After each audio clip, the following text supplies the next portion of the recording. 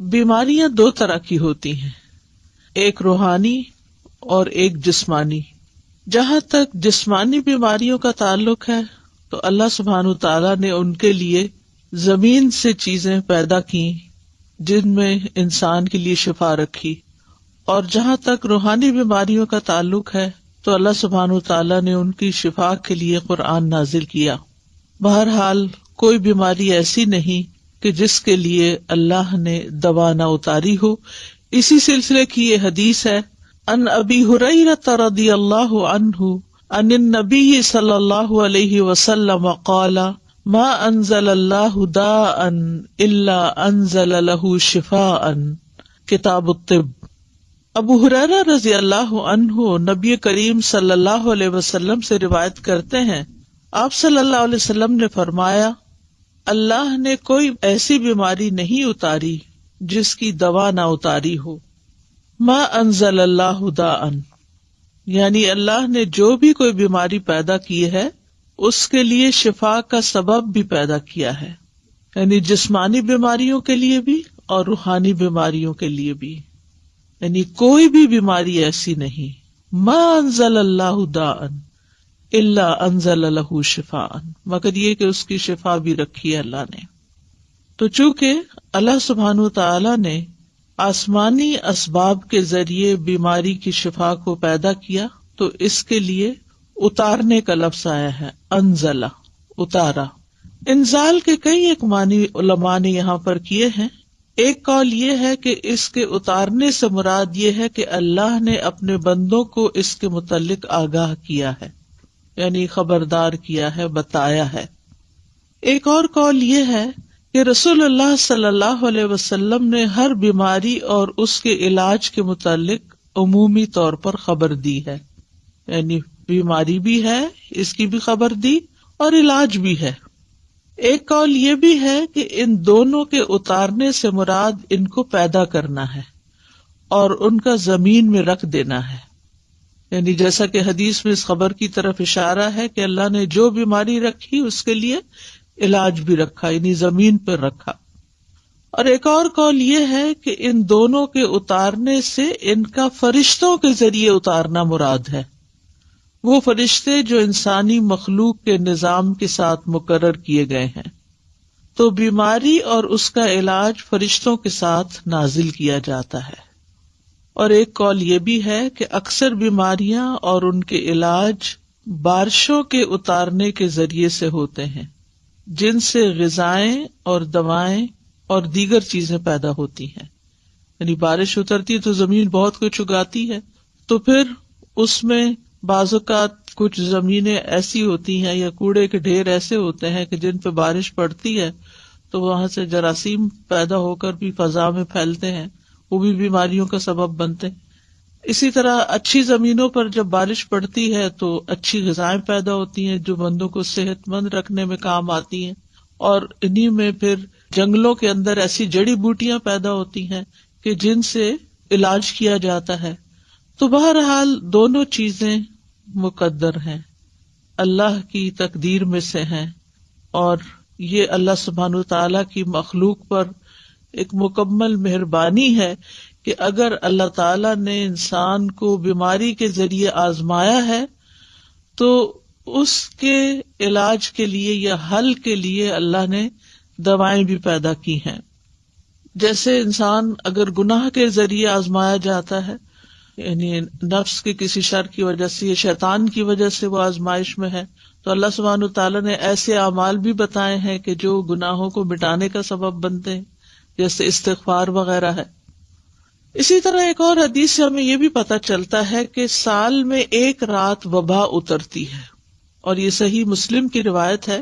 نبی صلی اللہ علیہ وسلم نے فرمایا کہ برتن ڈھانپ دیا کرو اور مشکیزوں کے منہ باندھ دیا کرو، کیونکہ سال میں ایک رات ایسی بھی آتی ہے جس میں وبائیں اترتی ہیں اللہ کے اذن کے ساتھ، اور وہ ایسے برتن پر جسے ڈھانپا نہ گیا ہو یا وہ مشکیزہ جس کا منہ نہ باندھا گیا ہو اس پر سے گزرتی ہیں تو اس میں وہ داخل ہو جاتی ہیں۔ مثلاً پینے کی کوئی چیز رکھی ہوئی ہے، رات بھر ننگی رہی ہے اور اس میں وہ وبا داخل ہو چکی ہے، بیماری داخل ہو چکی ہے، اور صبح ہم اٹھتے ہیں اور بغیر بسم اللہ پڑھے اس کو پی جاتے ہیں تو بیماری جسم کے اندر چلی جاتی. پھر ایک بندے کے اندر جراثیم آتے ہیں تو وہاں سے وہ دوسرے کو لگ جاتے ہیں, تیسرے کو لگ جاتے ہیں, اور پھر وہ بیماری بہت سو تک پھیل جاتی ہے. تو بہرحال بیماری بھی اللہ کے اذن سے ہی آتی ہے اور ہمیں اس معاملے میں احتیاط بھی کرنے کی ضرورت ہے اور دوا اور علاج کی بھی ضرورت ہے. تو دا کا مطلب ہے حسی بیماری اور جسمانی بیماری اور روحانی بیماری, یعنی بیماریاں دونوں طرح کی ہوتی ہیں اور دونوں طرح کی بیماریوں کے لیے علاج کرانا ضروری ہے. یعنی بعض اوقات ہم جسمانی بیماریوں کے لیے تو علاج کر لیتے ہیں, لیکن اگر کسی کو کوئی روحانی بیماری ہے تو اس کا علاج نہیں کرتے اور اس کو ہم بیماری نہیں سمجھتے.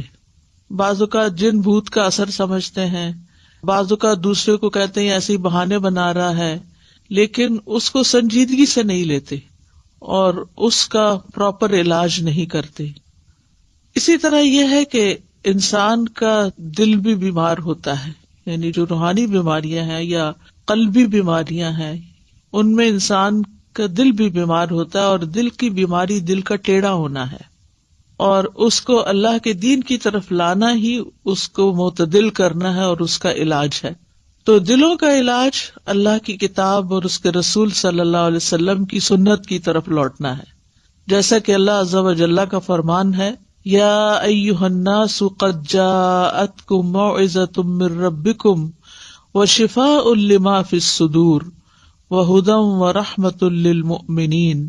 اے لوگو, بے شک تمہارے پاس تمہارے رب کی طرف سے عظیم نصیحت اور اس کے لیے سراسر شفا جو سینوں میں ہے, یعنی سینوں میں دل ہے اور دل کے اندر جو بھی تکلیف ہے, اور ایمان والوں کے لیے سراسر ہدایت اور رحمت آئی ہے.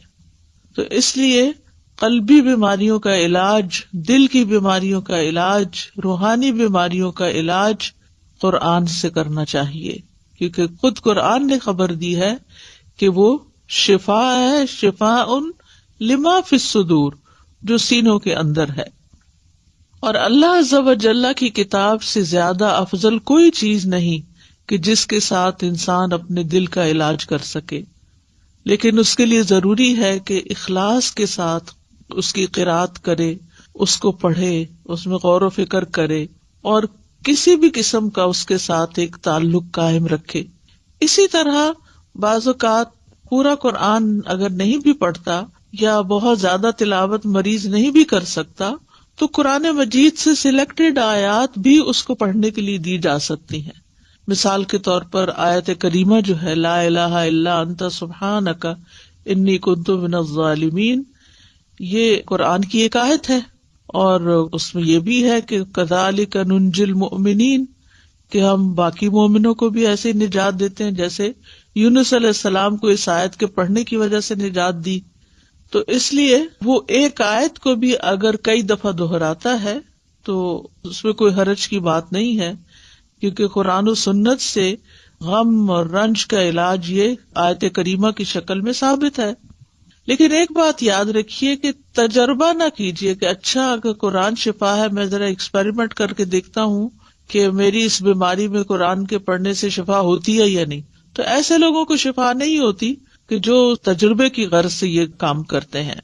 ہمیں پورے یقین کے ساتھ, ایمان کے ساتھ اس بات کو لینا چاہیے کہ اللہ تعالیٰ نے جب کہہ دیا قرآن شفا ہے تو پھر وہ شفا ہی ہے اور اس کے ذریعے شفا حاصل ہوگی.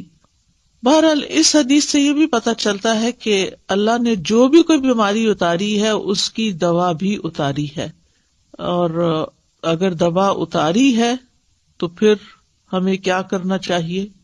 دوا لینی چاہیے, علاج کروانا چاہیے. بعض لوگ اپنی سستی اور کوتاہی کے باعث علاج نہیں کرتے, صرف اللہ پہ ڈال دیتے ہیں. اللہ تعالیٰ تو سبھی کچھ کر سکتا, اس کے لیے تو کچھ مشکل ہی نہیں, وہ تو اول درجے میں بیماری بھی نہ بھیجے آپ کی طرف. لیکن یہ ہے کہ دنیا چونکہ امتحان کے لیے ہے, اور اللہ تعالیٰ نے قرآن مجید میں ہمیں یہ بھی بتا دیا ہے کہ ہم تمہیں آزمائیں گے. تو لوگوں کے امتحان مختلف طرح سے ہوتے رہتے ہیں, اور اس میں مومن کا رویہ بالکل مختلف ہوتا ہے. مومن کے لیے بیماری اگرچہ ایک آزمائش ہوتی ہے، تکلیف ہوتی ہے، لیکن اس کے سبب اس کے گناہ دھلتے رہتے ہیں. ہر پین کے بدلے، ہر تکلیف، ہر پریشانی جو جسم پر انسان کی آتی ہے، آفت، اس کے بدلے اس کے گناہ دھلتے ہیں. پھر اسی طرح یہ ہے کہ جب وہ اس پر صبر کرتا ہے تو اس صبر کا اس کو اجر ملتا ہے. ایک اور خیر آ گئی، اور یہ خاص لوگوں کی علامت ہوتی ہے. یعنی عام لوگوں کے گناہ جھڑتے، خاص لوگوں کو صبر کا اجر ملتا ہے، اور خاص الخاص لوگ جو ہیں وہ اللہ کی قضاء پہ رضا بھی رکھتے ہیں. یعنی راضی بالقضاء جب ہوتے ہیں تو ان کا اجر کئی گنا زیادہ بڑھ جاتا ہے. تو اس طرح مومن کے لیے ایک بیماری جو ہے وہ ایک رحمت کا باعث بن جاتی. وہ آزمائش تو ہے ہی، لیکن اس آزمائش کے اندر بھی ایک رحمت ہوتی. لیکن اس راضی بالقضاء ہونے کا مطلب یہ نہیں کہ انسان علاج ہی نہ کرائے. علاج ضرور کروائے، کیونکہ نبی صلی اللہ علیہ وسلم نے فرمایا اللہ کے بندو علاج کیا کرو، کیونکہ اللہ عز و جل نے جو بیماری بھی اتاری ہے اس کے ساتھ اس کی شفا بھی نازل کی ہے، سوائے موت اور بڑھاپے کے. موت کا کوئی علاج نہیں اور بڑھاپے کا کوئی علاج نہیں، کیونکہ اس میں انسان کی اعضاء کمزور ہو چکے ہوتے ہیں تو کوئی چیز ان کے اندر پھر سے جوانی بھر نہیں سکتی. لیکن اس میں بھی انسان کو حت البسا ساتھ ساتھ اپنی کمزوریوں اور بیماریوں کا علاج کرتے رہنا چاہیے، اور اس میں انسان کو مایوس نہیں ہونا چاہیے. اسی طرح ایک اور حدیث سے ہمیں پتہ چلتا ہے، مسند احمد کی حدیث ہے، رسول اللہ صلی اللہ علیہ وسلم نے فرمایا بے شک اللہ عز و جل نے جب بیماری کو پیدا کیا تو اس کا علاج بھی پیدا کیا، بس اس لیے علاج کیا کرو. تو گویا اللہ تعالیٰ کا یہ حکم ماننا جو ہے، رسول اللہ صلی اللہ علیہ وسلم کے ان الفاظ پر یقین رکھتے ہوئے علاج کروانا جو ہے، چاہے وہ تکلیف دہ ہو لیکن اس کو بھی انسان عبادت سمجھے. یعنی علاج کرانے کو بھی عبادت سمجھے کہ میں اللہ اور اس کے رسول کا حکم مان رہا ہوں، انہوں نے ہی کہا ہے کہ علاج کراؤ تو میں علاج کروا رہا ہوں. اب اس علاج میں جب اس کا کچھ مال خرچ ہوتا ہے یا وہ علاج کی تکلیف سے گزرتا ہے، کیونکہ بعض علاج جو ہیں وہ سرجری ہوتے ہیں، بعض علاج جو ہے وہ پینفل پروسیس سے گزرتا ہے انسان اس میں، تو وہ بھی سراسر انسان کے لیے عبادت اور اجر کا باعث بن جاتے ہیں.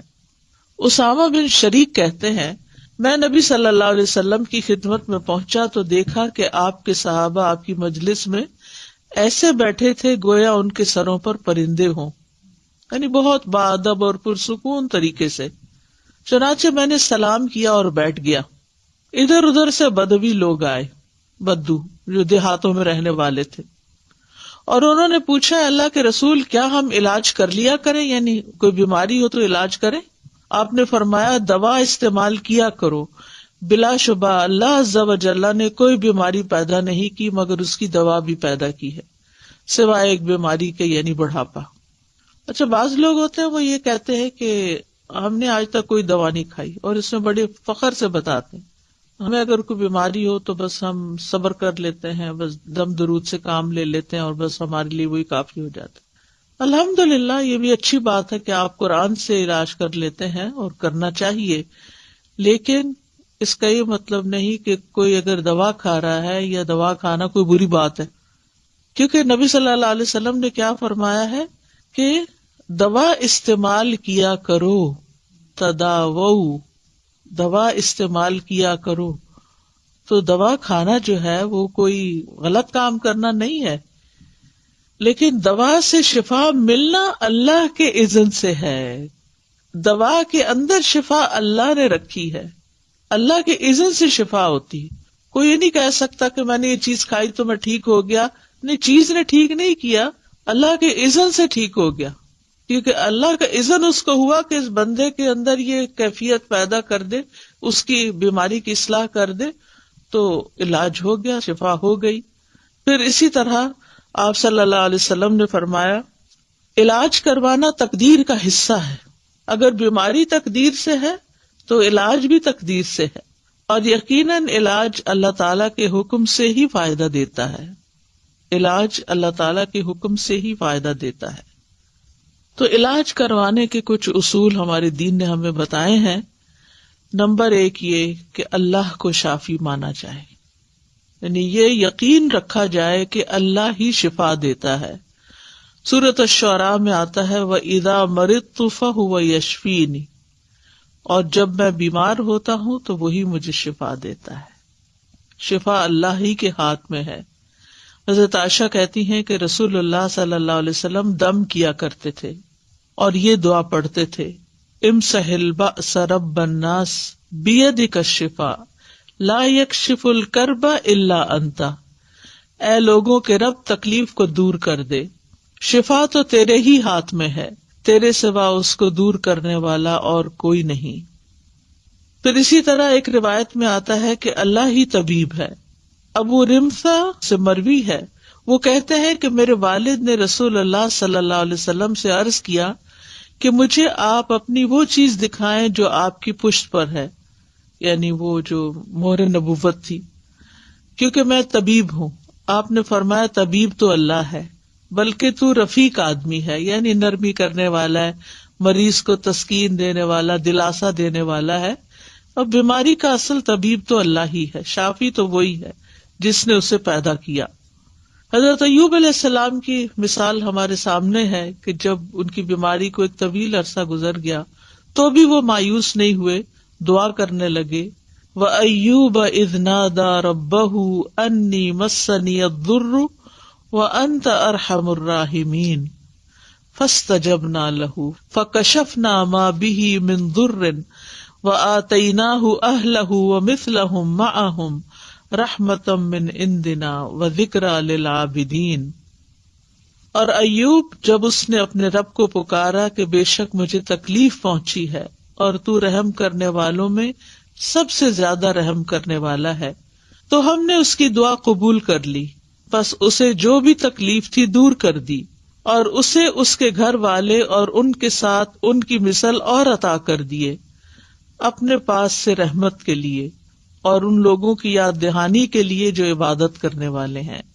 تو یہاں پر وہ کہتے ہیں وَأَنْتَ أَرْحَمُ الرَّاحِمِينَ، اللہ آپ ہی سب سے بڑھ کر رحم کرنے والے ہیں. تو ہم نے ان کی دعا سن لی اور ان کی تکلیف دور کر دی. دوسری چیز یہ کہ اللہ کی کتاب سے علاج کرنا چاہیے. سورۃ بنی اسرائیل میں آتا ہے وَنُنَزِّلُ مِنَ الْقُرْآنِ مَا هُوَ شِفَاءٌ وَرَحْمَةٌ لِّلْمُؤْمِنِينَ، اور ہم قرآن کے ذریعے سے وہ چیز نازل کرتے ہیں جو مومنوں کے لیے شفا اور رحمت ہے. حضرت عائشہ سے مروی ہے کہ رسول اللہ صلی اللہ علیہ وسلم ایک مرتبہ ان کے پاس تشریف لائے تو ایک عورت عائشہ رضی اللہ عنہا کا علاج کر رہی تھی یا آپ کو دم کر رہی تھی. تو آپ نے فرمایا کتاب اللہ کے ساتھ اس کا علاج کرو، یعنی قرآن کے ساتھ کرو، رقیہ کرو اس کو. اسی طرح سنت سے علاج. انبیاء علیہ السلام کو قلبی اور روحانی ادویات دی گئی تھی. ابن قیم کہتے ہیں کہ وہ وہی جو اللہ تعالیٰ اپنے نبیوں کو کرتا ہے اس میں ایسی چیز ہوتی ہے جو لوگوں کو فائدہ دیتی ہے، یعنی وہی کے ذریعے علاج ہوتا ہے. اور اس میں وہ دوائیاں بھی ہوتی ہیں جو بیماریوں سے شفا دیتی ہیں، اور وہ ایسی چیزیں ہوتی ہیں، وہ بعض غذائیں ایسی ہوتی ہیں کہ جن کی طرف بڑے بڑے ڈاکٹروں کی عقل نہیں پہنچ سکتی، اور ان دوائیوں تک ان کے علوم، تجربات اور قیاسات پہنچ نہیں سکتے. اور یہ دوائیاں قلبی اور روحانی ہوتی ہیں.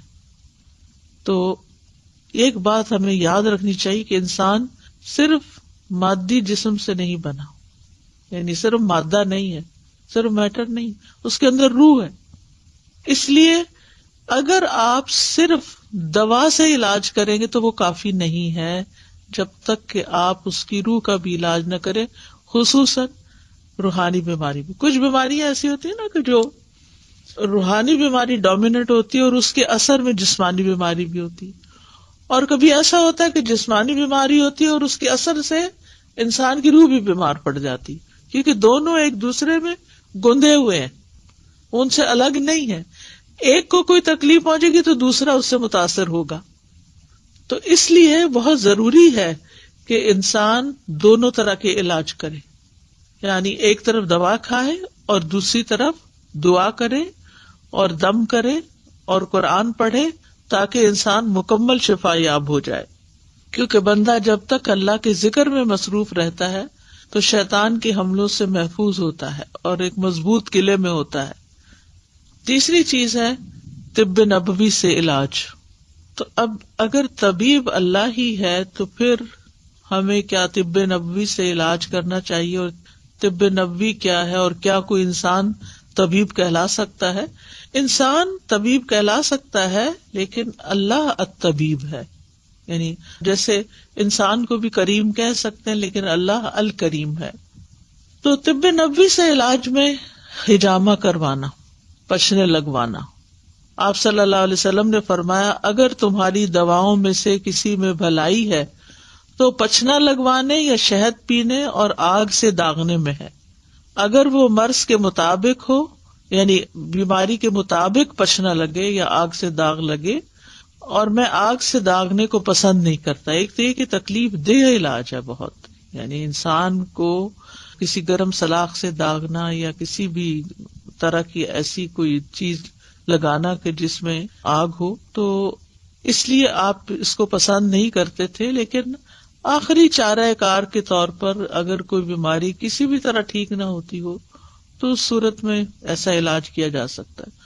اور ہو سکتا ہے کہ اسی کے اندر ہی پھر جو الیکٹرک شاکس وغیرہ دیے جاتے ہیں وہ بھی اس میں شامل ہوں, اللہ عالم. پھر اسی طرح کلونجی سے علاج. رسول اللہ صلی اللہ علیہ وسلم نے فرمایا کلونجی کے دانوں میں موت کے علاوہ ہر بیماری کے لیے شفا ہے. اگر کلونجی کے تیل پر شرعی دم کر کے مریض کے متاثرہ حصوں پر وہ تیل لگایا جائے اور کلونجی کے دانے جو ہیں وہ کھلائے جائیں تو حدیث میں کیا آتا ہے کہ موت کے علاوہ ہر بیماری کا علاج ہے. تو اس لیے ہر گھر میں کلونجی کے دانے بھی ہونے چاہیے اور اس کا تیل بھی ہونا چاہیے. اور اس میں یہ ہے کہ اگر جیسے آج کل کورونا کی بیماری ہے تو اس میں 2 کام کیے جا سکتے ہیں. ایک تو یہ کہ کلونجی کے بیج زبردست جراثیم کش ہیں, ان کی دھونی دینی چاہیے. یعنی گھر کو ڈس انفیکٹنٹ کرنے کے لیے جیسے بخور جلاتے ہیں تو اسی طرح کوئلے کے اوپر تھوڑے سے دانے ڈال کے ان کا دھواں جب نکلنے لگے تو اس کو گھر میں گھما دینا چاہیے. اس کے بارے میں یہ بھی کہا گیا ہے کہ یہ شیاطین کو بھگانے کا ذریعہ بھی ہے. یہ دھواں شیطانوں کو بہت تکلیف دیتا ہے تو وہ نکل جاتے ہیں, اور اگر ریپیٹڈلی ہوگا تو گھر سے جراثیم وغیرہ بھی نکلیں گے اور شیاطین بھی نکلیں گے اور انشاءاللہ باذن اللہ شفا ہوگی. دوسرا یہ ہے کہ لنگز کی بیماریوں میں اس کی بھاپ جو ہے وہ بہت فائدہ دینے والی چیز ہے. اسی طرح سر درد میں ناک کے اندر اس کے قطرے چند ڈالے جائیں دونوں طرف تو میگرین وغیرہ کو بہت فائدہ ہوتا ہے.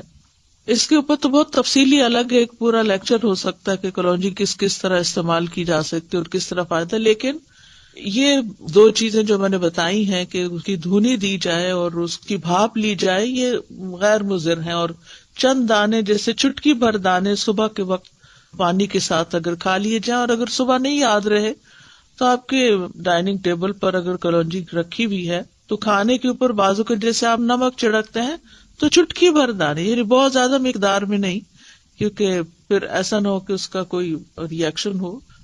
اسی طرح یہ کہ اگر گلے میں خراش وغیرہ ہے تو کلونجی کا تیل اگر رکھا ہوا ہے تو چند قطرے زبان پہ ٹپکا کے آہستہ آہستہ گلے سے گزارے جائیں. تو یہ چونکہ جراثیم کش ہے تو گلے کے اندر کے جراثیم, اسی طرح ناک کے اندر کے جراثیم, کیونکہ گلے کی بیماریوں میں بھی ناک میں ڈالنا سب سے زیادہ مفید ہے.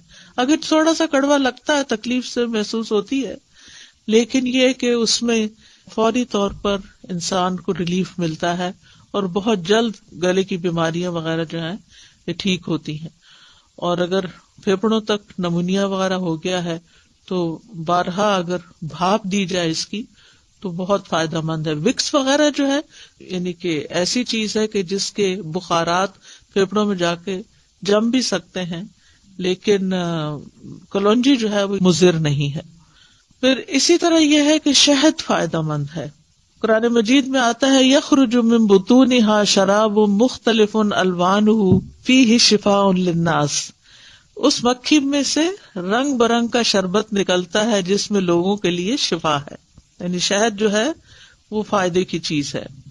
شہد اگر آپ مہینے میں کم از کم 3 دن خالی پیٹ اس کا چمچ لے لیں صبح یا 1 گھونٹ بھر لیں تو یہ پریونٹیو کیور بھی ہے، یعنی بہت سی بیماریاں لگنے سے انسان محفوظ رہتا ہے. اور اسی طرح نبی صلی اللہ علیہ وسلم پانی میں شہد ملا کر پیا کرتے تھے، ایک بہترین ڈرنک بن جاتا ہے. لیکن بہت ابلتے پانی میں اس کی پراپرٹیز ضائع ہو جاتی ہیں، اس لیے گرم پانی کی بجائے اگر ٹھنڈے پانی میں استعمال کیا جائے تو بہتر ہے. اور خصوصاً اگر موسم ٹھنڈا نہ ہو تو پھر روم ٹیمپریچر پر جو پانی ہے اسی کے اندر شہد ملا کر پینا زیادہ فائدہ مند ہے. پھر آب زمزم، رسول اللہ صلی اللہ علیہ وسلم نے فرمایا زمزم کا پانی اس مقصد کے لیے ہے جس کے لیے وہ پیا جائے. اگر آپ شفا کی نیت سے پیئیں گے تو شفا ہے، غذا کی نیت سے پیئیں گے تو غذا ہے، پیاس بجھانے کی نیت سے پیئیں گے تو پیاس بجھے گی انشاءاللہ. پھر اسی طرح عود ہندی، یعنی جس سے کست الہندی کہتے ہیں، اس میں بھی شفا ہے. صحیح بخاری کی روایت ہے، ام قیس رضی اللہ عنہا سے مروی ہے، وہ کہتی ہیں کہ میں اپنے ایک لڑکے کو لے کر رسول اللہ صلی اللہ علیہ وسلم کی خدمت میں حاضر ہوئی. میں نے اس کا حلق دبایا تھا چونکہ اس کو گلے کی بیماری ہو گئی تھی.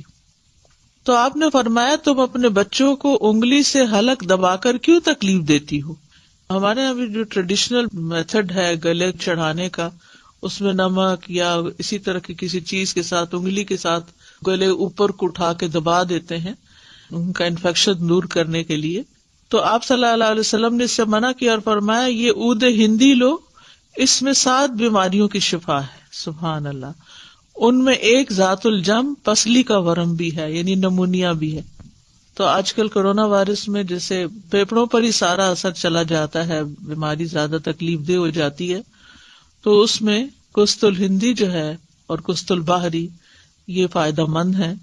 اگر حلق کی بیماری ہو تو اس کو ناک میں ڈالو، اور اگر ذات الجنب ہو یعنی نمونیا ہو، ذات الجنب عربی میں کہتے ہیں اس کو، تو حلق میں ڈالو یعنی اس کو پیو.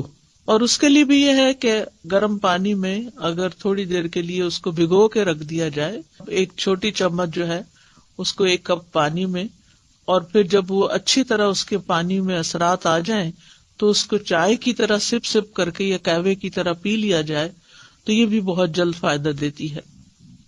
جہاں یہ مسنون علاج ہے، طب نبوی ہے، یعنی علاج کرنے کا کہا گیا ہے، وہاں یہ ہے کہ ممنوع علاج سے بھی بچنا چاہیے.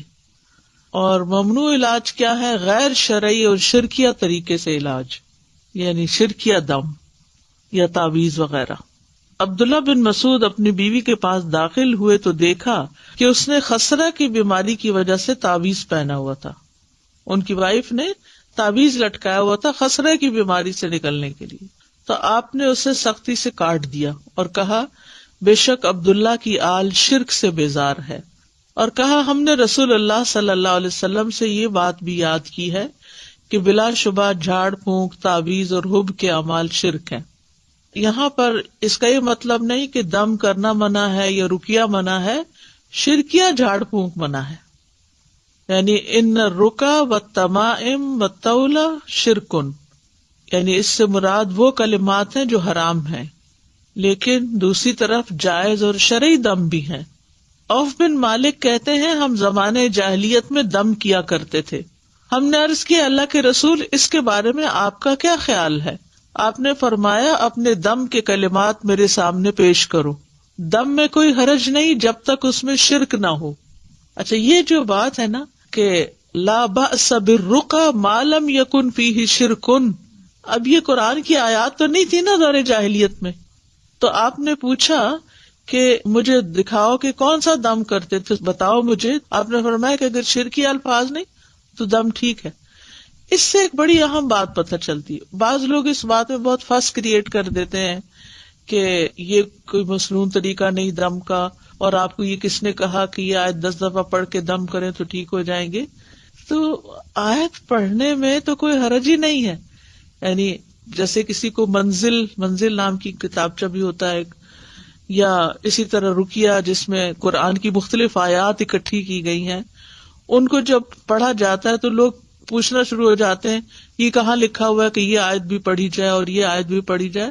تو اس موقع پر یہ حدیث یاد کر لی جائے کہ اگر کوئی شرکیہ چیز نہیں ہے، اور قرآن تو قرآن ہے، اس میں تو سوال ہی پیدا نہیں ہوتا، لیکن عام جب ہم دعائیں کرتے ہیں تو ان میں بھی اگر کوئی شرکیہ طریقہ نہیں ہے تو وہ دعا بھی فائدہ دے گی انشاءاللہ، اور مسنون دم بھی، اور قرآن پاک کی آیات پڑھ کر دم کرنا وہ بھی فائدہ دے گا. بعض لوگوں کو اللہ سبحانہ تعالیٰ نے بہت حکمت دی ہوتی ہے اور وہ قرآن کی آیات سے ایسے میننگ نکال لیتے ہیں کہ جس سے واقعی لوگوں کو فائدہ بھی پہنچتا ہے. اس میں ایک ویب سائٹ ہے رقیہ ان لنڈن، اس ویب سائٹ پر مختلف طرح کے دم ریکارڈ کیے گئے ہیں جو کہ کافی مفید ہیں. مثال کے طور پر اگر کسی کے پاؤں میں کوئی تکلیف ہے تو انہوں نے کیا کیا ہے کہ پاؤں سے متعلق جو آیات ہیں ان کو اکٹھا کر کے ان کو ایک رقیہ بنا دیا. اسی طرح اگر دل میں کوئی تکلیف ہے تو دل کی آیات، یا اسی طرح اور جن اعضاء سے متعلق کوئی تکلیف ہے تو اس سے ملتے جلتے آیات جو ہیں وہ اکٹھی کر کے ان کا رقیہ بنا دیا گیا ہے. تو اس میں کوئی حرج کی بات نہیں ہے، اس میں کوئی لڑائی جھگڑے اور بحث مباحثے کی بات نہیں ہے کہ کیا نبی صلی اللہ علیہ وسلم ایسا کیا کرتے تھے. نبی صلی اللہ علیہ وسلم نے ہر چیز نہیں کی، کیونکہ آپ نے اصول دے دیے ہمیں. کچھ چیزیں تو آپ نے کی ہیں، وہ تو ہمارے لیے بہت ہی اوتھینٹک اور یقینی چیزیں ہیں، لیکن کچھ چیزیں ایسی بھی ہیں کہ جو آپ نے ان کی حدود بتا دی ہیں. جیسے اس حدیث میں حد بتا دی کہ تم میرے سامنے اپنے دم کے کلمات پیش کرو، یعنی وہ دم جو دور جاہلیت میں تم کرتے تھے، اگر وہ فائدہ مند تھا تمہارے لیے تو آج بھی اس کو استعمال کر سکتے ہو. فرمایا کہ دم میں کوئی حرج نہیں جب تک اس میں شرک نہ ہو. تو اگر شرک پر مبنی ہو یا ایسے الفاظ پر جو سمجھ نہ آ رہے ہوں، بعض لوگ تعویذ لکھے ہوئے ہوتے ہیں اور اس میں ایسے ایسے لفظ لکھے ہوتے ہیں کہ جو سمجھ ہی نہیں آتے، یا نمبرز لکھے ہوئے ہوتے ہیں، تو وہ استعمال نہیں کرنے چاہیے، کیونکہ ان کا نہیں پتا کہ اس میں شیطانوں کو پکارا گیا ہے یا نعوذ باللہ اللہ کے ساتھ کسی اور الہ کو پکارا گیا ہے. تو ایسی چیزوں سے انسان کو دور رہنا چاہیے. جہاں تک قرآن اور اذکار اور جائز دعاؤں کے ساتھ دم کرنا ہے تو ان میں کوئی حرج کی بات نہیں ہے. اور اسی طرح اللہ کے کلام، یعنی پچھلی ایک حدیث میں عبداللہ بن مسعود والی میں نے کہ جھاڑ پھونک منع ہے، لیکن اللہ کے کلام کے ساتھ پھونک مار کر دم کرنا جائز ہے. مثلاً سورۃ فاتحہ پڑھ کر پھونک ماری جا سکتی ہے. رات کو سوتے وقت جب آپ آیت الکرسی پڑھتے ہیں تو چاروں کونوں میں آپ پھونک ماریں، وہ بھی ایک حفاظت کی چیز ہے. اسی طرح نبی صلی اللہ علیہ وسلم اپنے ہاتھوں میں معوذتین اور قل ھو اللہ پڑھ کر دم کرتے تھے، اور رات کو جہاں جہاں تک آپ کا ہاتھ جاتا تھا خود اپنے اوپر دم کرتے تھے اور اپنے آپ کو جھاڑتے تھے. حضرت عائشہ کہتی ہیں کہ نبی صلی اللہ علیہ وسلم اپنی مرض وفات میں خود پر معوذات پڑھ کر دم کرتے تھے. پھر جب آپ زیادہ بیمار ہو گئے تو میں یہ صورتیں پڑھ کر آپ کو دم کرتی تھی، اور برکت کے لیے آپ کا ہی ہاتھ آپ کے جسم پر پھیرتی تھی، یعنی اپنا ہاتھ نہیں پھیرتی تھی، آپ کا ہاتھ پھیرتی. تو اس سے پتہ چلتا ہے کہ ہاتھ پھیر کر جھاڑنا مریض کو اور دم کرنا جو ہے یہ جائز ہے. معمر کہتے ہیں میں نے امام زہری سے پوچھا کہ آپ صلی اللہ علیہ وسلم کس طرح دم کیا کرتے تھے. انہوں نے بتایا آپ دم کر کے اپنے دونوں ہاتھوں پر پھونک مارتے، پھر انہیں اپنے چہرے پر پھیر لیتے، اور پھر اس کے بعد یہ کہ باقی جسم کے اوپر بھی جہاں جہاں تک ہاتھ پہنچ جاتا. تو اس حدیث میں دلیل ہے کہ اللہ کے کلام کے ساتھ دم کرنا اور پھونک مارنا یہ جائز ہے. اور نووی کہتے ہیں کہ اس میں دلیل ہے کہ دم میں لعاب ملی پھونک مارنا مستحب ہے. اس کو جھاڑنا کہتے ہیں، یعنی اس طرح پھونک مارنا کے بیچ میں سے منہ سے ڈراپلیٹس بھی تھوڑی تھوڑی نکلیں. اور حب کے اعمال کیا ہوتے ہیں عبداللہ بن مسعود کی حدیث میں جس سے منع کیا گیا ہے؟ یہ اصل میں جادو کی ایک قسم ہوتی ہے. اس کے ذریعے سے عورت کو اپنے شوہر کا محبوب بنایا جاتا ہے یا شوہر کو اپنی بیوی کا محبوب بنایا جاتا ہے. تو یہ درست نہیں ہے. یعنی ایسے کوئی کلام لینا یا ایسی چیزیں لینا کہ جس سے اس طرح کی چیز کی جائے کہ شوہر کی ساری توجہ میری طرف ہو جائے، جیسے سوکھنے وغیرہ ہوتی ہیں یا اور، تو یہ طریقہ درست نہیں. رسول اللہ صلی اللہ علیہ وسلم نے فرمایا جس نے حرام چیز کے ساتھ علاج کیا اللہ اس کے لیے اس میں شفا نہیں بنائے گا. تو اس لیے شراب یا شراب سے بنی ہوئی چیزیں جو ہیں ان سے علاج نہیں کرنا چاہیے. حرام ادویات کا استعمال بھی نہیں ہونا چاہیے. آپ نے اس سے منع کیا ہے کہ وہ علاج نہیں بیماری ہے. یہ جو دم وغیرہ بتائے ہیں میں نے، اس کے لیے ویب سائٹ پر آن لائن آرڈرز پلیس کر سکتے ہیں. آیات شفا جو ہیں پرنٹڈ شکل میں موجود ہیں اور بک سٹور پر بھی موجود ہیں. الہدا کے جہاں بھی برانچز ہیں، چاہے کینیڈا میں ہے یا لندن میں ہے یا یو ایس میں ہے یا پاکستان میں جو مختلف شہروں میں ہے، ان سب جگہوں پر یہ پروڈکٹس جو ہوتی ہیں وہ اویلیبل ہوتی ہیں، اور ویب سائٹ کے اوپر بھی اس طرح کی چیزیں موجود ہیں. بہرحال کوئی بیماری ایسی نہیں کہ جس کے لیے اللہ نے دوا نہ اتاری ہو. اسی سلسلے کی یہ حدیث ہے، ان ابی ہریرہ رضی اللہ عنہ ان النبی صلی اللہ علیہ وسلم قال ما انزل اللہ داء الا انزل له شفاء. کتاب الطب. ابو ہریرہ رضی اللہ عنہ نبی کریم صلی اللہ علیہ وسلم سے روایت کرتے ہیں، آپ صلی اللہ علیہ وسلم نے فرمایا اللہ نے کوئی ایسی بیماری نہیں اتاری جس کی دوا نہ اتاری ہو. ما انزل اللہ داء، یعنی اللہ نے جو بھی کوئی بیماری پیدا کی ہے اس کے لیے شفا کا سبب بھی پیدا کیا ہے، یعنی جسمانی بیماریوں کے لیے بھی اور روحانی بیماریوں کے لیے بھی. یعنی کوئی بھی بیماری ایسی نہیں. ما انزل اللہ داء الا انزل له شفاء، مگر یہ کہ اس کی شفا بھی رکھی ہے اللہ نے.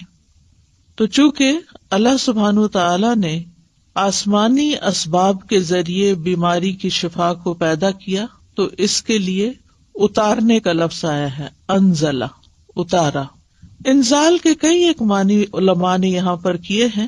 ایک قول یہ ہے کہ اس کے اتارنے سے مراد یہ ہے کہ اللہ نے اپنے بندوں کو اس کے متعلق آگاہ کیا ہے، یعنی خبردار کیا ہے، بتایا ہے. ایک اور قول یہ ہے کہ رسول اللہ صلی اللہ علیہ وسلم نے ہر بیماری اور اس کے علاج کے متعلق عمومی طور پر خبر دی ہے، یعنی بیماری بھی ہے، اس کی بھی خبر دی اور علاج بھی ہے. ایک قول یہ بھی ہے کہ ان دونوں کے اتارنے سے مراد ان کو پیدا کرنا ہے اور ان کا زمین میں رکھ دینا ہے. یعنی جیسا کہ حدیث میں اس خبر کی طرف اشارہ ہے کہ اللہ نے جو بیماری رکھی اس کے لیے علاج بھی رکھا، یعنی زمین پر رکھا. اور ایک اور قول یہ ہے کہ ان دونوں کے اتارنے سے ان کا فرشتوں کے ذریعے اتارنا مراد ہے، وہ فرشتے جو انسانی مخلوق کے نظام کے ساتھ مقرر کیے گئے ہیں. تو بیماری اور اس کا علاج فرشتوں کے ساتھ نازل کیا جاتا ہے. اور ایک قول یہ بھی ہے کہ اکثر بیماریاں اور ان کے علاج بارشوں کے اتارنے کے ذریعے سے ہوتے ہیں، جن سے غذائیں اور دوائیں اور دیگر چیزیں پیدا ہوتی ہیں.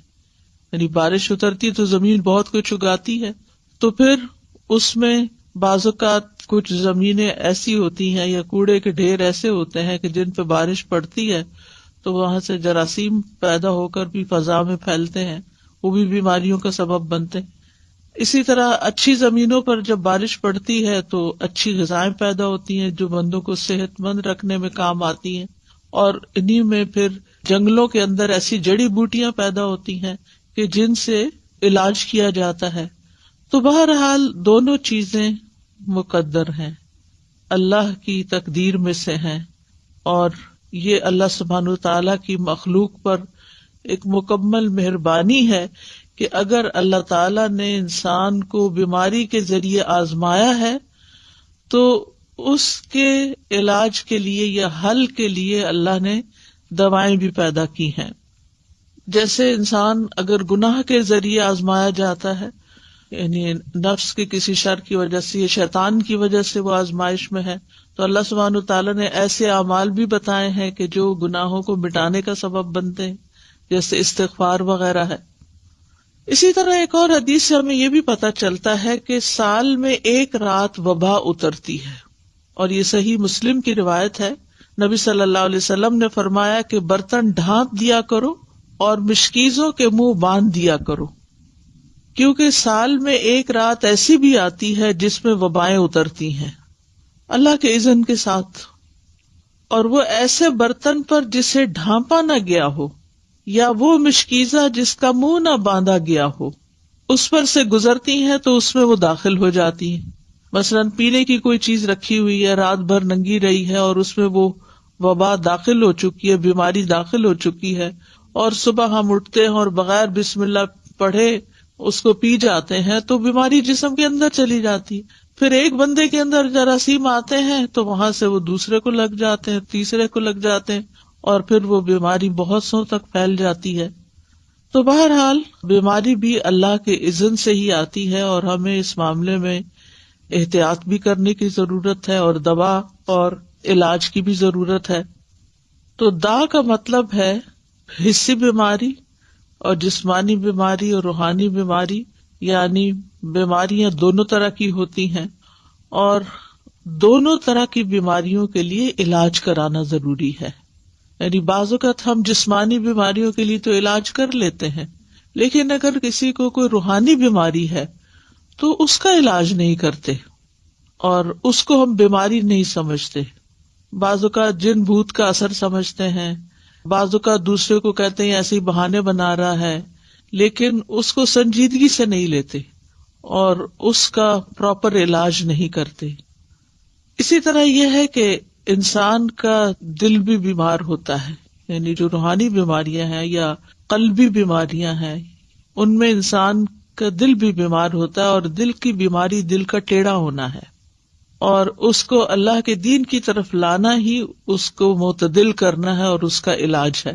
تو دلوں کا علاج اللہ کی کتاب اور اس کے رسول صلی اللہ علیہ وسلم کی سنت کی طرف لوٹنا ہے، جیسا کہ اللہ عز و جل کا فرمان ہے، یا ایھا الناس قد جاءتکم موعظۃ من ربکم وشفاء لما فی الصدور وہدی ورحمۃ للمؤمنین۔